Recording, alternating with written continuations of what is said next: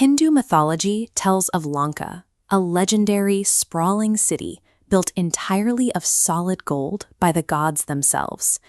These figures represent the modern benchmark for extreme wealth.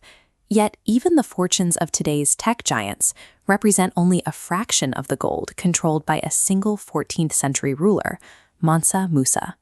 Historians trying to calculate his exact net worth consistently hit a mathematical wall.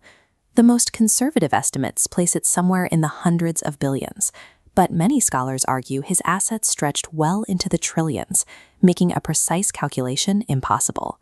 Musa represents a tier of wealth where a single individual could single-handedly destabilize the global economy.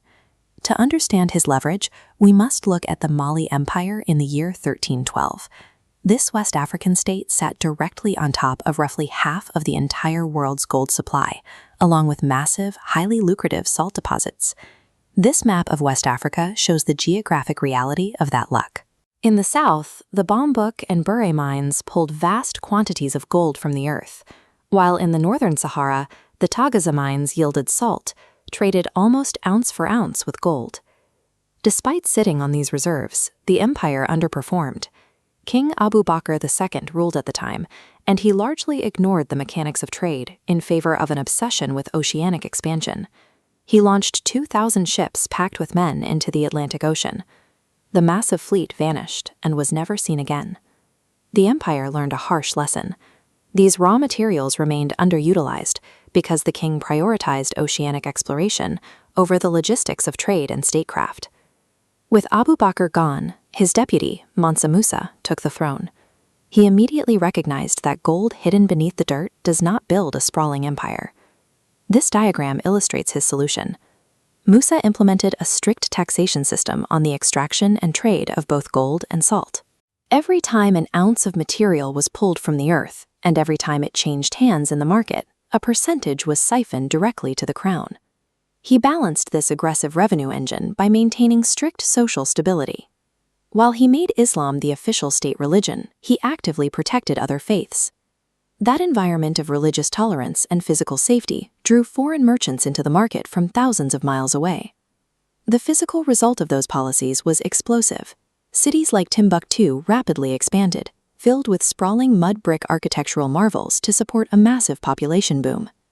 Musa engineered a bureaucratic machine that converted mere geological luck into compounding, reliable state revenue. By 1324, Musa had accumulated enough capital to deploy it on a global stage. He departed on the Hajj, the traditional Islamic pilgrimage to Mecca. The logistics required to move him across the Sahara were staggering.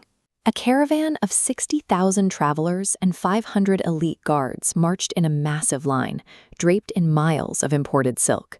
Behind the guards walked 80 camels. Each one carried roughly 130 kilograms of pure gold. That is over 21,000 kilograms of raw capital physically entering the global market. When the caravan arrived in Cairo, the sheer volume of African wealth violently collided with the Middle Eastern economy. This graph shows what happens when the laws of supply and demand break. Musa donated thousands of pounds of gold to the city's poor and local merchants. He flooded the streets with so much capital that the supply curve shifted entirely to the right, causing the price of gold to plummet. The local currency lost its backing value.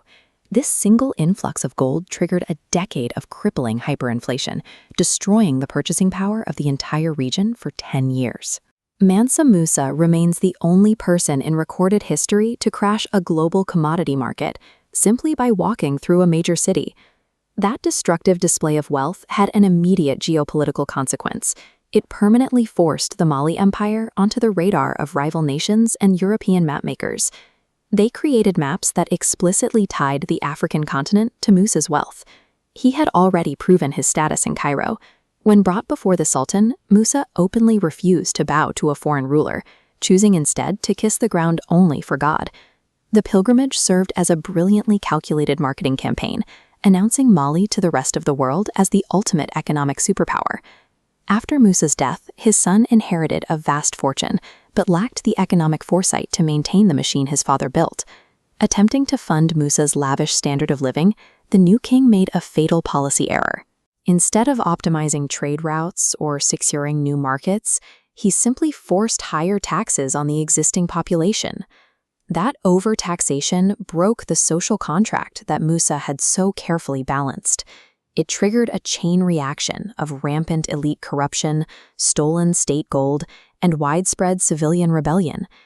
Weakened entirely from within, the empire fractured. Rival factions and foreign invaders like the Songhai and Moroccans easily marched in and conquered what was left. Capital is inherently fragile. Without the mechanics of brilliant leadership, bureaucratic optimization, and societal balance, even the largest mountains of gold will eventually slip through a nation's fingers.